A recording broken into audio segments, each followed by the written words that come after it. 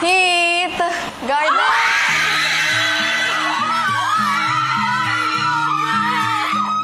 Ikaw yung napili ko for this special task para makapag-thank you din kasi nung Kiss Lap Ball, nagbigay ka ng pancakes. Oh, yeah. Caprice at Heth nag-date sa loob ng bahay ni Kuya. Housemates kinilig at nabigla.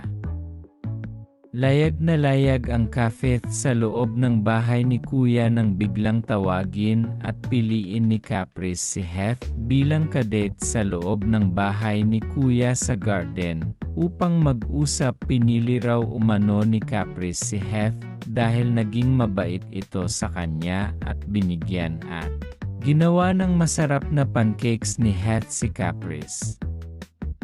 Grabe ang kilig ng tambalang ito. Ano kaya ang pag-uusapan ng dalawa habang nagmumuni-muni sa labas ng garden ni Kuya Kafeth? Forever na nga ba hanggang sa paglabas sa loob ng bahay ni Kuya? At sino nga ba ang lalabas sa loob ng bahay ni Kuya ngayong linggo tunghayan?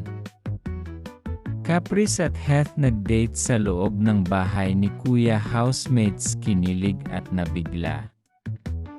Layag na layag ang Kafeth sa loob ng bahay ni Kuya nang biglang tawagin at piliin ni Caprice si Heth bilang kadate sa loob ng bahay ni Kuya sa garden. Upang mag-usap, pinili raw umano ni Caprice si Heth dahil naging mabait ito sa kanya at binigyan at ginawa ng masarap na pancakes ni Heth si Caprice.